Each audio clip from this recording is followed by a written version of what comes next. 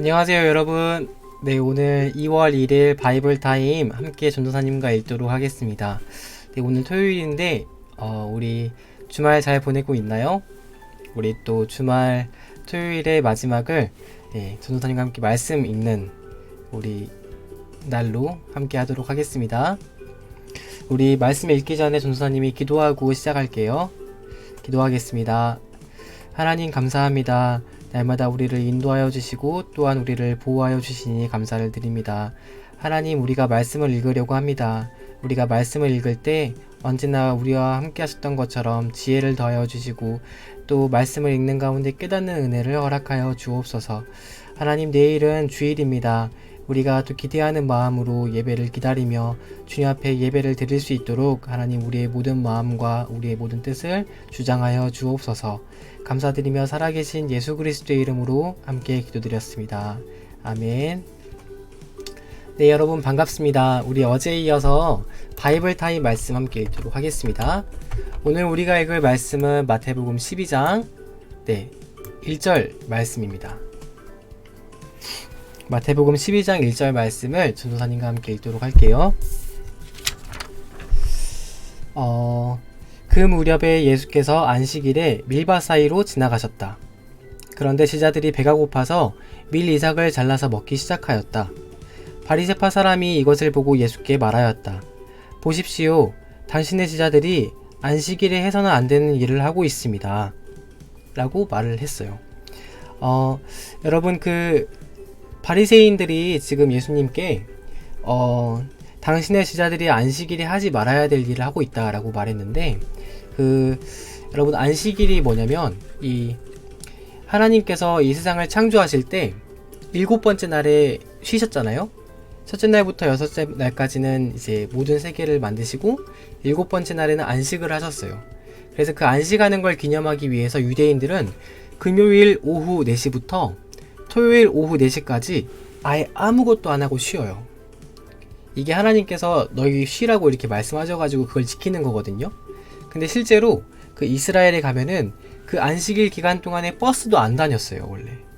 최근에는 한두 버스가 다니는데 버스도 안 다니고, 심지어 그 유대인들은 안식일, 그러니까 금요일 오후 4시부터 토요일 오후 4시까지 하루의 걸음거리를 1.8km 이상 걸으면 안 돼요.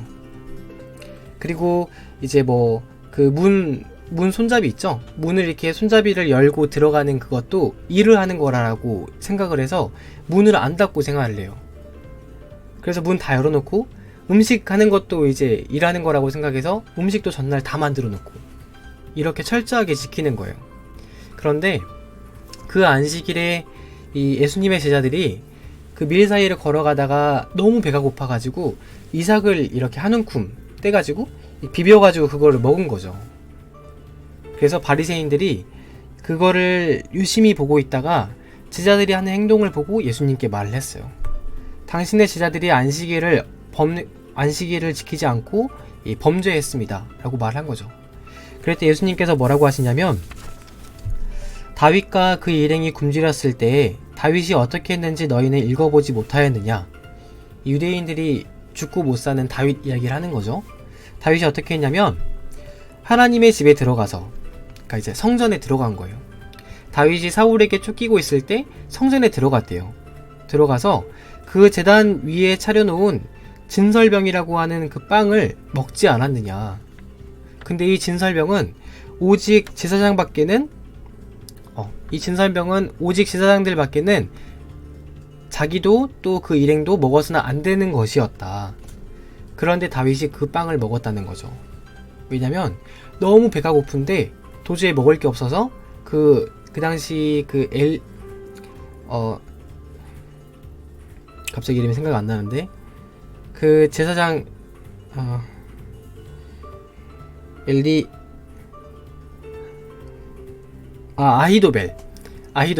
아히도벨이라는 제사장에게 아히멜렉이라는 제사장이 그 진설병이라는 빵을 자기만 먹어야 되는데 다윗에게 준 거예요. 이런 것처럼 다윗도 너무 시장에서 그 진설병을 먹지 않았느냐. 그리고 또 하나 5절, 또 안식일에 성전에서 제사장들이 안식일을 범해도 그것이 죄가 되지 않는다는 것을 율법책에서 읽어보지 못했느냐.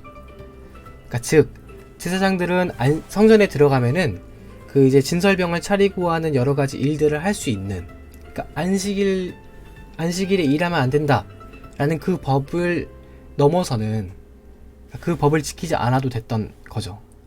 그래서 예수님께서 다윗도 배가 고플 때 안식일에 하지 않아야 될 걸 했고, 또 제사장들도 그 성전에 들어가서는 안식일에 하지 말아야 될 행동들을 한다. 그리고 6절에 뭐라고 말씀하시냐면, 내가 너희에게 말한다. 그 성전보다 더 큰 이가 여기에 있다. 그분이 바로 예수님이시죠. 예수님께서는 나는 자비를 원하고 제사를 원하지 않는다 하신 말씀이 무슨 뜻인지 너희가 알았더라면 너희가 죄 없는 사람들을 정죄하지 않았을 것이다. 인자는 안식일의 주인이다 라고 말씀을 하셨어요. 그러니까 이런 거죠.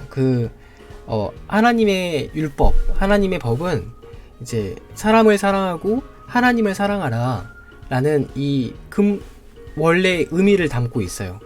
근데 유대인들은 하나님께서 해라 하지 말아라 하는 그 일들만을 목숨 걸고 지키면서 하나님도 사랑하지 않고 사람도 사랑하지 않는 거예요. 그래서 이거를 율법주의라고 하는데 무조건 명령한 건 지키고 봐야 돼요. 그게 사람을 죽이는 일이건 사람을 살리는 일이건 상관없이 무조건 하나님께서 말씀하신 건 지켜야 돼요. 이게 율법주의예요. 하지만 예수님께서는 뭐라고 하시냐면, 나는 자비를 원하고 제사를 원하는 게 아니다. 율법을 곧이곧대로 지키는 것보다도 사람을 사랑하고 자비를 원한다. 그러니까 진짜 시장하고 배가 고파서 어쩔 수 없이 환경에 처해 있는 그 사람들, 그들이 안식일에 밀 이삭을 먹은 것, 그것을 이제 용서하시는 분이시라는 거죠.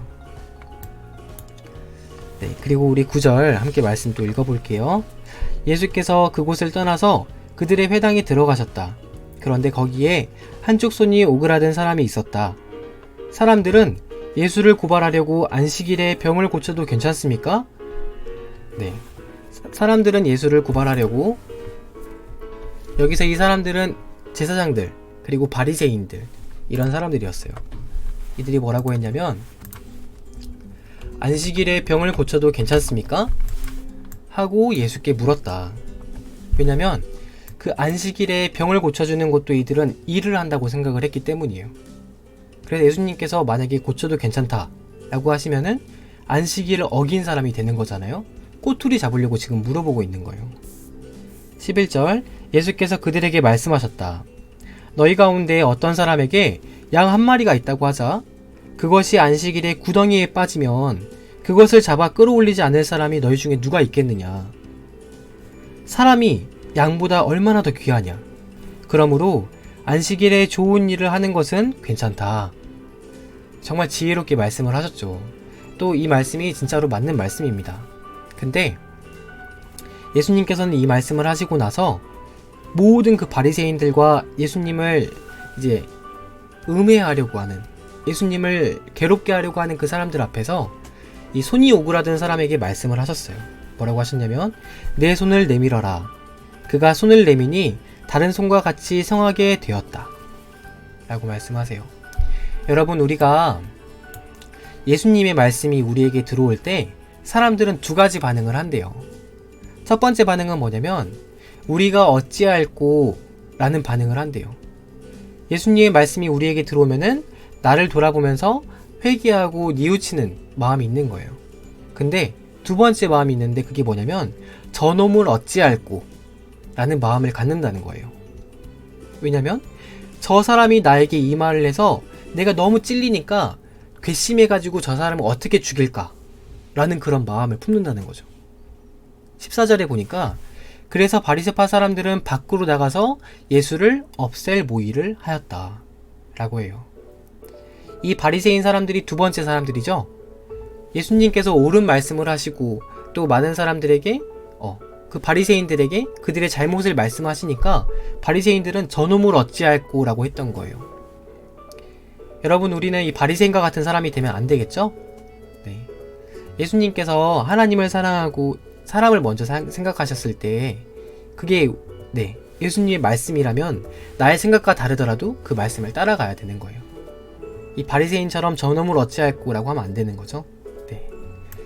우리 마지막 말씀을 함께 또 읽어보겠습니다. 마지막 말씀은 15절. 그러나 예수께서 이 일을 아시고서 거기에서 떠나셨다. 예수님께서는 이 바리새인들이 속으로 무슨 생각을 하는지까지 다 알고 계셨어요. 그 예수님은 하나님이시기 때문에, 또 하나님의 아들이시기 때문에 사람의 마음속에 무슨 생각을 하는지 이미 아신다고 성경이 말하고 있어요. 그 예수님께서는 떠나가시다라는 말이 아나코레아라는 말인데 스스로 물러가셨다라는 뜻이에요. 여러분 잘 보세요. 여기 바리새인들이 예수님을 없앨 모의를 하고 실제로 죽이려고 계획까지 품어요. 근데 지금 이때가 언제냐면 예수님께서 십자가에서 돌아가시기 1년과 그 돌아가시는 그 사이의 기간이었거든요. 근데 예수님께서는 아직 때가 되지 않으셨기 때문에 물러가신 거예요, 스스로. 그럼 나중에 십자가에 달리실 때는 그때는 때가 되셨기 때문에 스스로 바리새인들이 예수님을 죽이려고 잡은 게 아니고 예수님께서 스스로 자기의 몸을 그들에게 내어주신 거예요. 네. 이게 뭐 사람이 하는 게 아니고 우리 모든 게 마찬가지예요. 내가 나의 때때로 하는 것 같은 일들, 또 내 계획대로 안 되는 모든 일들이 이게 예수님의 또 하나님의 경륜 안에서 다 이루어지는 일들이라는 거예요. 네. 예수님께서는 스스로 그들을 떠나가서 하나님의 때를 기다리십니다. 그리고 떠나가셨는데 그 예수님의 뒤를 많은 무리가 예수님을 따라왔어요. 예수께서는 그 찾아온 그들을 모두 고쳐주셨다. 16절. 그리고 자기를 세상에 드러내지 말라고 단단히 당부하셨다. 이것은 예언자 이사야를 시켜서 하신 말씀을 이루시려는 것이었다. 보아라, 내가 뽑은 나의 종, 내 마음에 드는 사랑하는 자, 내가 내 영을 그에게 줄 것이다. 하나님께서 예수님에게, 하나님의 사랑하는 종 예수님께 그 하나님의 영을 주신다는 거예요. 그래서 그 예수님, 그가 이방 사람들에게 공의를 선포할 것이다. 네, 정의로운 법을 선포하신다 라는 거죠. 19절. 그는 다투지도 않고 외치지도 않을 것이다. 거리에서 그의 소리를 들을 사람이 없을 것이다 라고 했는데, 이 19절 이게 무슨 뜻이냐면 우리 이사야서 성경 이사야서 선지서에 보면 메시아가 이 땅에 왔을 때 그 메시아가 겸손하고 온유한 마음으로 사람들에게 말할 거다 라는 그런 예언이 있어요. 그래서 이게 마치 큰 소리로 막 시끄럽게 막 떠들고 큰 소리로 싸우고 이런 게 아니고 그 지혜로운 조용한 소리 있죠. 조용하게 지혜로운 말을 하는 그런, 그러니까 다투지도 않고 외치지도 않을 것이다 이 말이 조용하게 겸손하게 이 메시아의 말을 전할 것이다 라는 의미예요. 그래서 거리에서 그의 소리를 들을 사람이 없다 라는 거죠. 20절 마지막 우리 함께 읽어볼게요. 정의가 이길 때까지 그는 상한 갈대를 꺾지 않고 꺼져가는 심지를 끄지 않을 것이다. 이방 사람들이 그 이름에 희망을 걸 것이다. 아멘. 네, 여러분, 우리 예수님께서는 상한 갈대를 꺾지 않으시고 또 꺼져가는 심지, 소망이 없고 또 너무 괴로움 가운데 있는 그 한 사람 한 사람을 포기하지 않으시는 분이세요. 우리가 회복될 때까지, 또 우리가 예수님께 나올 때까지 오랫동안 기다리시는 분이세요.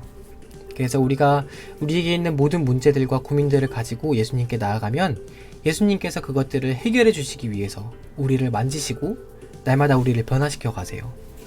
여러분, 그런 예수님을 믿으시고 또 신뢰하고 날마다 예수님께 나아가는 여러분이 되시기를 축복합니다. 아멘. 오늘 우리가 읽을 말씀은 여기까지입니다. 우리가 오늘 읽었던 말씀은 율법주의자들, 이 바리새인들처럼 율법을 무조건 지키는 게 아니고 사람을 사랑하고 하나님을 사랑하고 또 우리 예수님의 모습처럼 자비롭게 이 많은 사람들을 대하라, 이런 하나님의 말씀이었습니다. 오늘 우리가 읽을 말씀은 여기까지고, 친구들, 우리 내일 초등부 예배가 있죠? 네, 11시 30분까지 늦지 않고 우리 초등부실 명성제일교회 초등부실에 와서 함께 예배 드리도록 해요. 그리고 마스크를 하고 오면 좋을 것 같아요. 그럼 오늘 여기까지 하고 친구들 오늘도 하루를 돌아보면서 기도하면서 하루를 마무리하세요. 전도사님은 내일 또 만나도록 하겠습니다. 내일은 영상이 없고 주일 예배 때 함께 만나도록 할게요. 그럼 여러분 내일 만나요. 안녕.